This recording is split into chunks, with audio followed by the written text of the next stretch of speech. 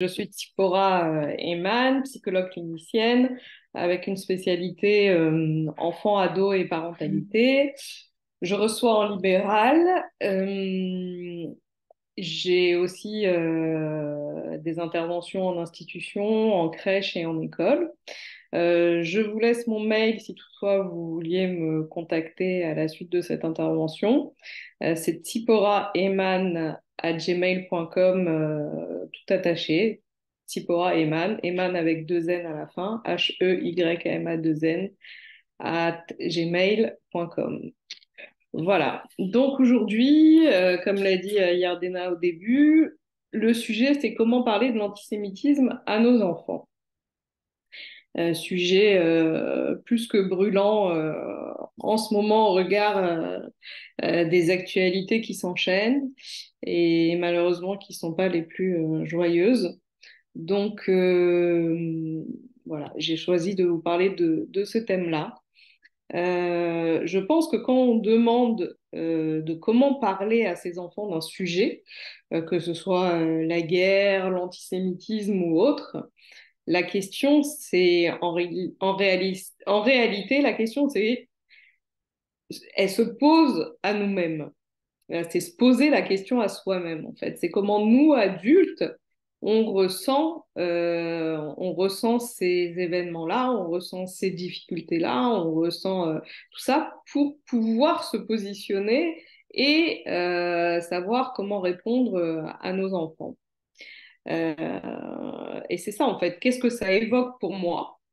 Pour chacun, en fait, la réaction, c'est pour ça qu'on ne réagit pas tous de la même façon à un événement, hein, c'est que pour chacun, la réaction sera différente en fonction de l'intensité de la résonance qu'il a en nous, qu'il a dans notre histoire, en fait. Selon ce qu'on a déjà vécu, eh ben, l'événement va venir réactiver, va venir réveiller voilà, des points de sensibilité ou des points de vécu qui font résonance en nous. Et ce qu'il y a de particulier quand ça touche, voilà, quand on parle d'antisémitisme, on comprend très bien que ça touche toute une population, que ça touche tout un groupe.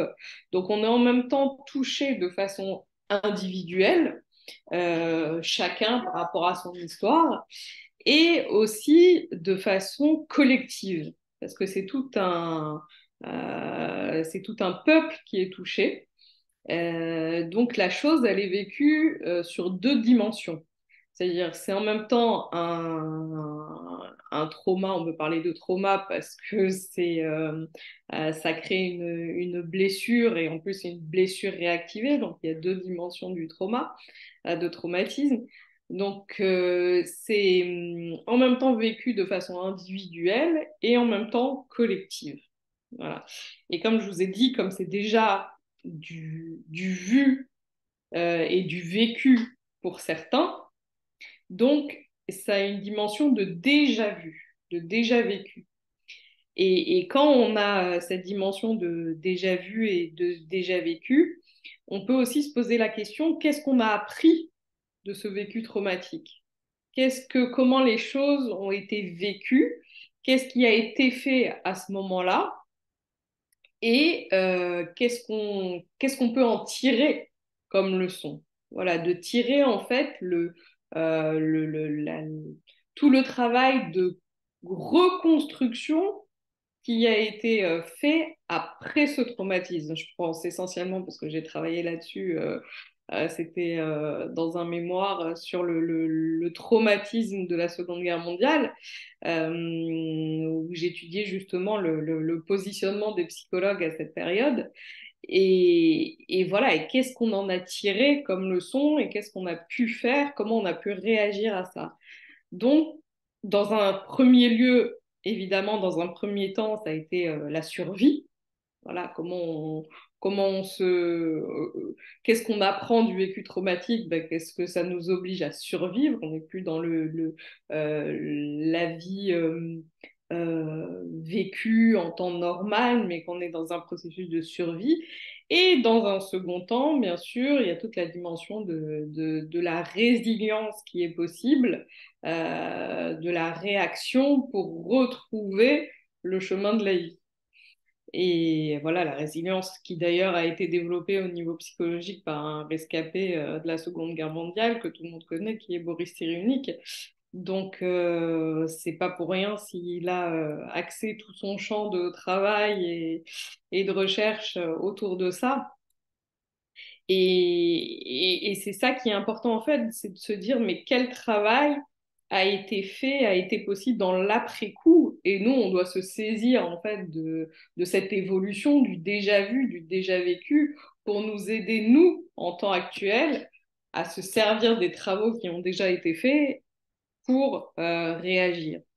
Et c'est pour ça que c'est tellement important quand on va le transmettre à ses enfants et même pour se convaincre nous-mêmes d'insister sur les expériences salvatrices au-delà de l'horreur. Ça veut dire surtout que les expériences qui sont positives, qui restent du côté de la vie et de l'humanité, pour continuer à pour pouvoir réagir justement et être encore une fois du côté de la vie.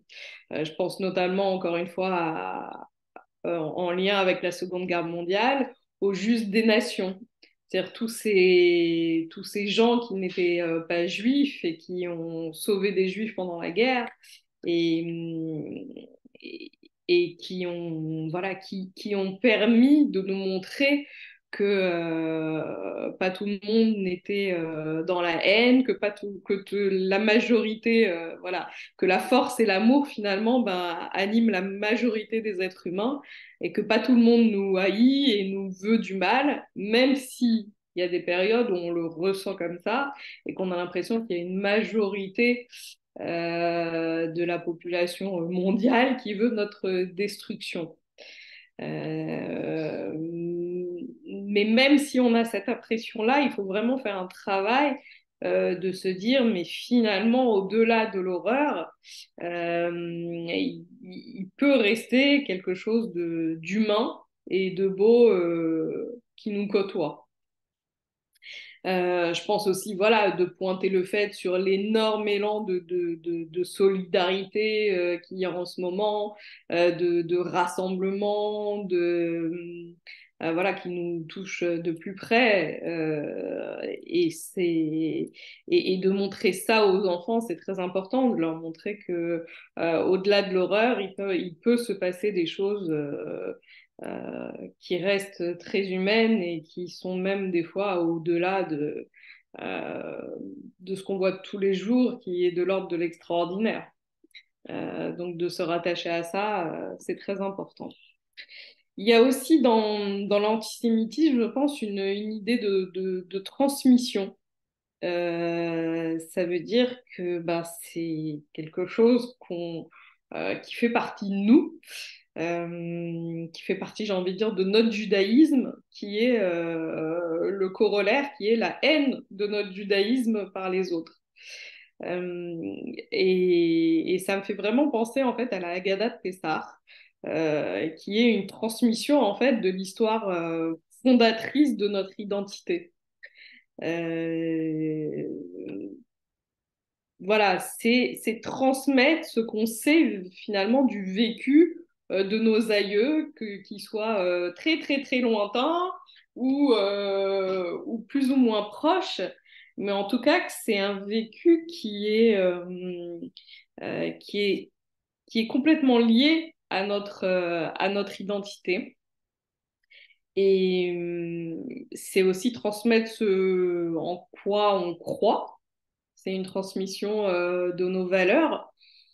Et c'est ça en fait, c'est cette transmission de tout ça, pas seulement du négatif de l'antisémitisme, mais de tout ce que l'on est qui va servir de socle aux enfants et à leur construction. D'ailleurs, dans la Haggadah, on parle de tout ça, on ne parle pas seulement de la sortie d'Égypte et de comment on a été esclave et comment on a souffert et comment on est resté empêtré dedans. On raconte finalement toute l'histoire de notre peuple. du tout début euh, jusqu'à la Haggadah, hein, parce qu'on raconte même à un moment les sages qui discutent de la Haggadah entre eux, donc quelque chose qui est très présent. Hum, et c'est ça, en fait, c'est ce qui permet d'apporter du sens au vécu. Ça veut dire de le lier complètement à notre identité. Euh, et d'ailleurs, c'est ce qui légitime notre existence par le fait de lui donner du sens. C'est donner du sens à notre existence qui fait qu'on se sent légitime d'exister. Et les événements qu'on a vécus et qu'on continue de vivre, finalement, ils fragilisent ce qui avant faisait évidence. C'est ce qui nous oblige finalement à nous repositionner par rapport à l'essentiel de nos valeurs. Et nous sommes finalement convoqués à repenser tout ça, à repenser justement ce qui était évident, ce qui nous semblait être une évidence et qui ne l'est plus parce qu'on est ébranlé dans notre rapport à nos valeurs. Et il y a vraiment un travail de recentration. Euh, et cette transmission, bah, ce sens, bah, chacun va l'expliquer en fonction de son domaine de référence. C'est-à-dire chaque juif vit son judaïsme d'une façon différente et chacun va donner des explications ou des causes en fonction de ses références, bah, qu'elles soient culturelles, historiques, religieuses. Donc par rapport à ces valeurs finalement, bah, soit en se basant sur l'histoire de notre peuple, voilà, soit en se basant bah, sur les textes de la Torah. Les textes de la Torah, elle est remplie de guerres, de promesses d'Hachem, de miracles. Voilà, c'est un perpétuel échange entre des temps compliqués, des temps bénis. Voilà. Et puis il y en a, voilà, et on peut aussi se baser sur l'histoire de notre peuple, entre les moments où on a vécu des épreuves terribles et des moments où il y a eu des moments de reconstruction, plus d'apaisement. Mais en tout cas, c'est vrai que pour pouvoir l'expliquer aux enfants, ça demande finalement de la part de l'adulte une certaine maîtrise, une certaine culture de l'histoire de notre peuple. Et ça demande de faire un effort d'écart entre le vécu finalement complètement sidérant des informations, qui finalement fait qu'on s'ancre sur une réalité compliquée, sur une réalité douloureuse, sans pouvoir sans pouvoir avoir l'écart et le recul nécessaire pour pouvoir nous-mêmes d'abord le vivre et avoir la distance nécessaire pour en parler à nos enfants après.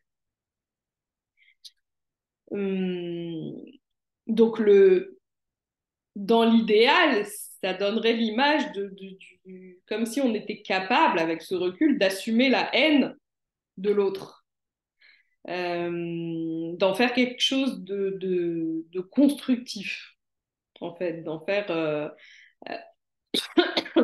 de ne pas s'arrêter sur l'aspect complètement destructeur de la haine de l'autre. Ça veut dire que c'est résister à la haine de l'autre. Ça, on le voit bien hein, avec les élans de solidarité, avec la volonté de se battre, avec voilà, je vais en parler après, mais c'est vraiment c'est ça qui nous permet de dépasser finalement la haine de l'autre. Euh, D'autant plus que la haine de l'autre, elle peut entraîner un énorme sentiment d'injustice, surtout chez les ados, qui consolident leur identité en fait personnelle, religieuse, identitaire. Et finalement, ça vient réveiller en nous, bah, c'est toujours la même idée, hein, notre identité profonde, celle pour qui au quotidien, bah, on ne se pose pas trop de questions, sauf quand une crise vient la réveiller. Et l'adolescent, justement, il est dans cette étape de crise où il a ce questionnement identitaire et ce questionnement par rapport à, sa, à ce qu'il est, ce à quoi il est rattaché, que ce soit religieusement ou personnellement. Voilà, c'est vraiment ça. Et là, du coup, euh, c'est comme si on vivait tous une crise d'adolescence.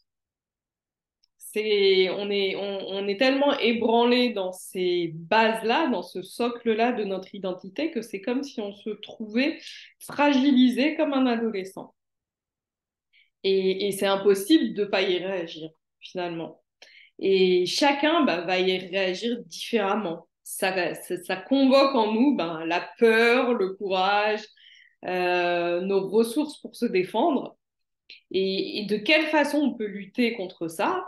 Comment se défendre de ces attaques? Encore une fois, chacun va se positionner en fonction de ses croyances, de ses convictions. Il va trouver une réponse. Alors, chacun, ça va être différemment. Soit convoquer la protection divine, soit la loi, le droit. Par exemple, la loi me protège en tant que juif, l'antisémitisme, c'est un délit. Donc, la loi est censée me protéger, soit l'autodéfense, quoi mieux que de me défendre par moi-même. On me donne un coup, je donne un coup. On m'attaque physiquement, j'attaque physiquement. Et sinon, ça peut être la fuite, se cacher. Voilà, je veux pas qu'on me voit en tant que juive, je veux pas qu'on me reconnaisse, donc j'enlève ma kippa. Ça peut être voilà mille et une choses pour passer inaperçu. Maintenant, pour en revenir aux enfants, là, j'ai fait un point vraiment du ressenti chez l'adulte, même si j'ai évoqué déjà des choses pour pouvoir en parler aux enfants. Mais ce qui est le plus important, c'est de savoir comment s'adresser à l'enfant par rapport à ce sujet et comment se positionner en tant qu'adulte face à l'enfant. Ouais. Donc, c'est un peu, voilà, ces questions-là. Comprendre la réaction de l'enfant, comment lui en parler, quelle doit être la meilleure posture de l'adulte. Ce qu'il faut savoir déjà, c'est que l'enfant sait. Il sait à sa manière, mais il sait. Il capte des images, il capte des mots, il capte des informations, sans avoir la capacité cognitive, donc sans avoir la maturité, l'intelligence mature, pour en donner le même sens que nous adultes. Voilà, donc je vais vous donner un exemple. S'il voit aux informations l'image d'un criminel, voilà. Mais c'est toujours le même criminel, mais il passe plusieurs fois aux infos. Le matin, le midi, le soir, il voit toujours la même image.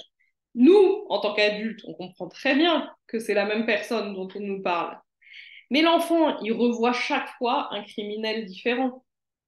Il revoit à chaque fois l'information qui est démultipliée. Donc, il s'imagine qu'au lieu d'avoir un criminel, il y en a cinq. Ah, donc, il n'a pas le recul nécessaire pour relativiser l'information, ou en tout cas pour l'analyser. La relativisation, c'est une forme d'analyse de l'information. Mais il sait, il capte des informations, mais il n'a pas la capacité de les interpréter comme nous. Donc si ça se trouve, ça fait pire dans sa tête. C'est pas qu'il comprend pas, c'est que ça fait pire, parce qu'il va se saisir en fait, il va tenter de donner du sens face à un événement qui le menace. Parce que quand on voit cinq criminels, évidemment, c'est une menace. Dans son équilibre physique et psychique, exactement comme l'adulte.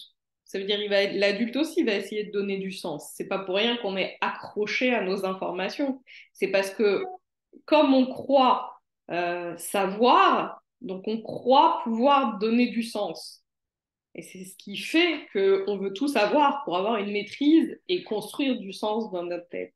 Donc l'enfant, il va faire la même chose, sauf qu'il n'en a pas les capacités, encore moins que nous. Donc cela le rend encore plus fragile. Et en sachant ça, on a l'interdiction d'être dans le déni. L'enfant absorbe de l'information, quel que soit l'âge, et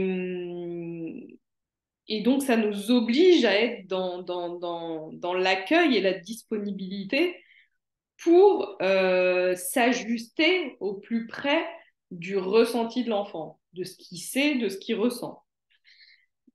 Euh, Évidemment, là, je n'ai pas le temps ce soir de développer tout ça, mais je sais que ça a été développé dans d'autres conférences.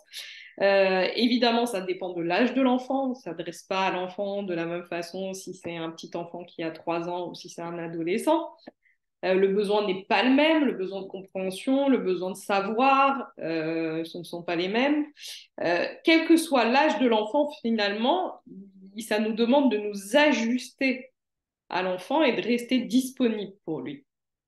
Ça dépend aussi de la personnalité de l'enfant. Est-ce que c'est un enfant anxieux? Est-ce que c'est un enfant curieux? Est-ce que c'est un enfant silencieux? Euh, donc, tout ça nous oblige à un travail d'ajustement, en tout cas d'intelligence de l'adulte pour s'adresser correctement à l'enfant. C'est pour ça que c'est très important de savoir s'il a des questions. On n'oblige pas un enfant à parler, on lui demande s'il a des questions. Voilà. Faut pas tomber dans le piège de tu dois me raconter à tout prix, tu dois me dire à tout prix qu'est-ce que tu sais, qu'est-ce que tu as vu. Non. Est-ce que tu as des questions? Est-ce que tu veux qu'on en parle? Qu'est-ce que tu sais des événements? Qu'est-ce que tu as compris? Qu'est-ce que tu as vu? Qu'est-ce que tu as entendu? Euh, qu'est-ce que ça lui fait de savoir tout ça? Donc ça, c'est plus sur son ressenti. Qu'est-ce que tu as ressenti? De nommer les émotions. Est-ce que tu as ressenti de la colère? Est-ce que tu as ressenti de la peur? Est-ce que tu as ressenti de la tristesse? Voilà, tout ce travail finalement d'accueil de l'émotion, mais en l'interrogeant toujours. Je viens pas moi apporter de l'information a priori, je me positionne en sachant ce que l'enfant sait et son vécu, que ce soit au niveau du savoir ou au niveau du ressenti. On peut aussi faire de la psychoéducation, ce qu'on appelle un travail sur savoir de quoi on parle. Mais finalement, l'antisémitisme, c'est quoi?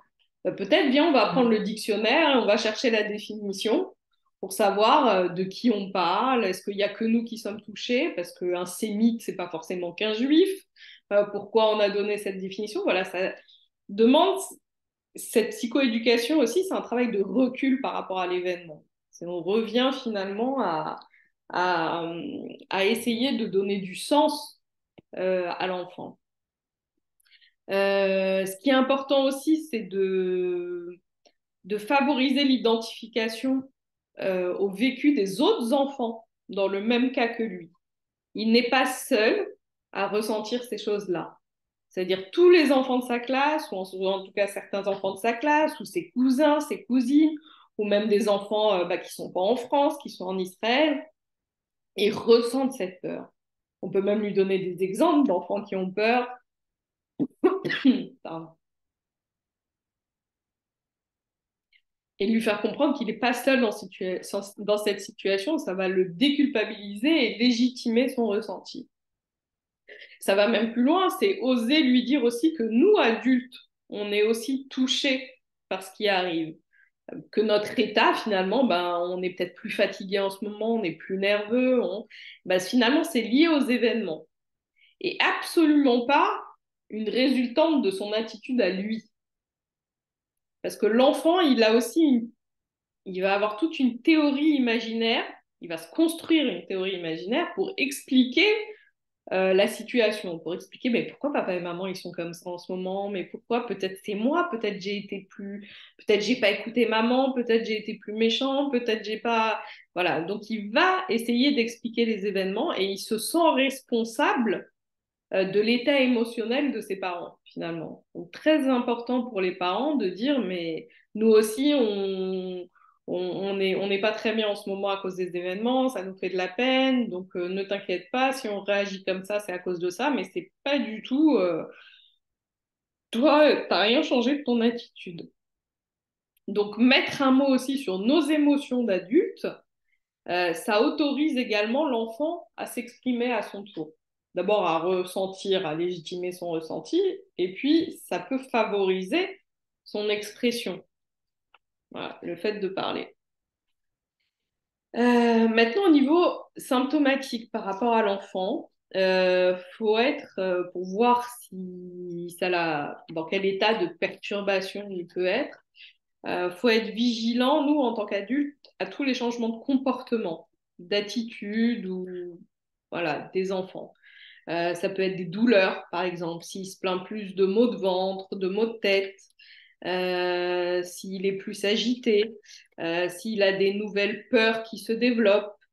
Au niveau somatique, il y a tout ce qui est trouble du sommeil, de l'alimentation. Est-ce qu'il y a des débordements émotionnels plus que d'habitude, plus de pleurs, de cris, de colère, voilà, de tristesse. Il peut aussi avoir des attitudes régressives. Ça veut dire des retours en arrière euh, où l'événement finalement n'avait pas eu lieu encore. C'est-à-dire il veut retourner à un état antérieur à l'événement pour se sentir en sécurité. C'est-à-dire peut-être même aller jusqu'à un moment où les adultes étaient dignes de confiance et qu'ils le protégeaient. Donc ça peut provoquer des attitudes régressives.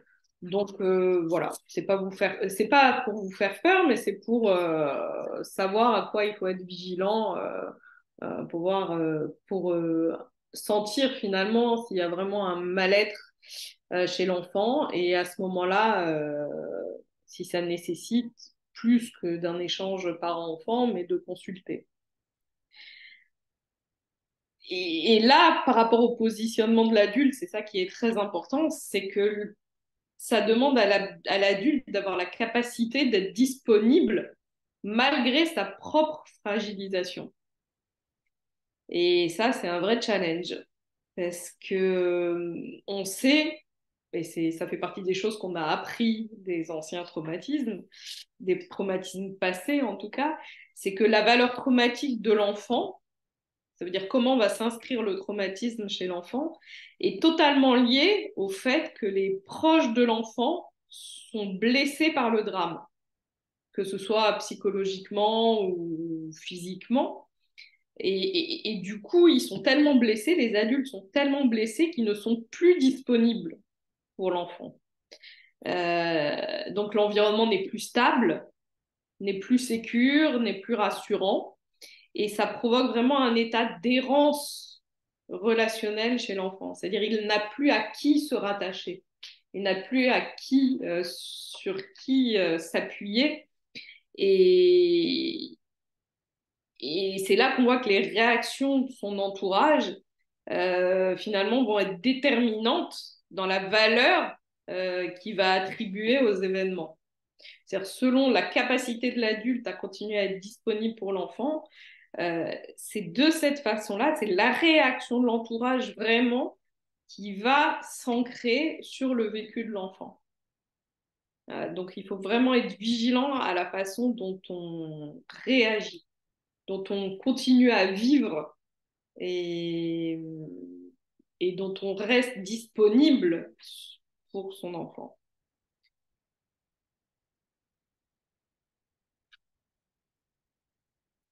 Alors concrètement, je finirai là-dessus, dans les actes, qu'est-ce qu'on peut faire pour dépasser un peu ce vécu traumatique, ou en tout cas nos réactions qui seraient qui resteraient sur la tonalité de l'agressivité, de la destruction finalement, c'est la transformation de toute cette pulsion agressive et destructrice en processus de sublimation, que ce soit de la processus créatif, artistique, intellectuel. J'en avais déjà parlé avant, mais je pense notamment à ce qui m'a touchée. Je ne sais pas si vous vous souvenez, les Magen David bleus qu'on a vus sur les murs, qui ont été tagués sur les murs et pour cibler les maisons juives. Et il y a un artiste qui a transformé ça, je crois que c'est Yechiel Atias qui a transformé ça en un magnifique tableau d'un enfant qui tient un ballon avec un drapeau d'Israël. Donc, il a complètement transformé finalement ce ressenti destructeur en le sublimant en une image, en une belle image.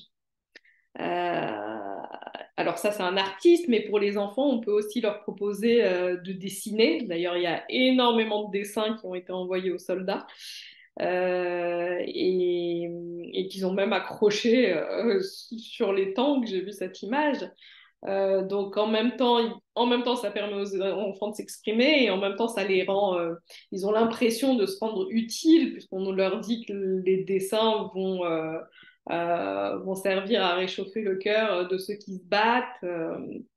Donc ça peut être intéressant. Ce qui est aussi important, c'est de raconter des histoires avec des personnages au destin de vie inspirant. Ça veut dire de favoriser l'identification positive à des personnages qui ont une vie inspirante. Des gens qui ont lutté, qui ont combattu, que ce soit par leur valeur ou par leur courage, voilà, mais qui ont une vie riche de sens. Euh, c'est des gens qui se sont construits et qui ont donné du sens à leur vie. Et du coup, les enfants se nourrissent d'histoires bah, qui leur permettent après d'affronter les épreuves, voire de surmonter les traumatismes. D'ailleurs, Boris Cyrulnik, j'ai lu dans un article il n'y a pas longtemps que Boris Cyrulnik s'était beaucoup appuyé sur ces récits pour se construire une image positive du monde. Euh, donc la vie peut être constructive et merveilleuse. Ça peut favoriser la résilience, justement, la capacité à transformer son malheur, de s'inspirer d'exemples qui peuvent nous construire. Je pense pour nous, évidemment, à tous les épisodes du Tanakh, de la Torah. Voilà, on a des supports même. Il y a la Bible illustrée qui existe, la paracha en chanson, toutes les histoires de Hanouka, Purim. Notre histoire est riche de tout ça. Quels ont été nos héros, quels ont été nos héros d'hier et qui sont nos héros d'aujourd'hui. Donc voilà, favoriser les identifications dans les récits, dans notre culture, dans la culture. Par exemple, vous avez le livre, je pensais par rapport à l'antisémitisme, on peut faire lire aux enfants des Joseph Joffo avec un sac de billes. Vous avez une quantité de films, de livres, de documentaires qui racontent des belles histoires de gens qui se sont bien conduits et qui, voilà, au début, je parlais des justes des nations, mais voilà, que ce soit chez les goïms ou chez nous, les juifs, on a sur qui et de quoi s'inspirer. Je pense aux rabbinim, des rabbinim même qui ont vécu des épreuves incroyables. Donc, c'est une façon de sensibiliser l'enfant à la beauté du monde, finalement. Le beau de l'homme, les qualités humaines que l'on peut retrouver chez beaucoup de personnes, qu'elles soient juives ou non. Et je finirai en disant que c'est très important d'insister, malgré le fait qu'il y ait de l'antisémitisme et des horreurs vécues, d'insister sur la protection qui est mise en place pour nous protéger. Ça veut dire, OK, on subit des attaques, OK, on ne nous aime pas, mais il y a quand même des réactions. Ça veut dire, vous avez des militaires qui font des rondes, il y a, les enfants voient très bien qu'il y a plus de militaires, qu'il y a la police qui passe, ils font même des exercices de confinement à l'école qui est extrêmement anxiogène. Qu'il y a un gardien supplémentaire, parfois des parents même qui font des rondes devant les écoles. Euh, mais au lieu c'est toujours la même idée, c'est de sublimer ça en quelque chose de rassurant, c'est-à-dire de transformer ça en quelque chose de rassurant. Mais non, t'inquiète pas, il y a les militaires, la police, mais c'est justement pour qu'il arrive rien, pour qu'on soit protégé, t'es protégé, c'est pour ça que c'est mis en place, même les exercices de confinement. C'est pour être mieux protégé. C'est on fait ce qu'il faut pour savoir comment réagir, comme ça il nous arrivera rien. Donc vraiment d'insister sur la valeur protectrice de l'adulte. L'adulte est là pour protéger l'enfant et c'est à différents échelons, que ce soit les militaires jusqu'à nous parents. Voilà, je vais m'arrêter là pour ce soir en espérant que c'est été enregistré, que vous pourrez le revoir. Et je vous dis à bientôt.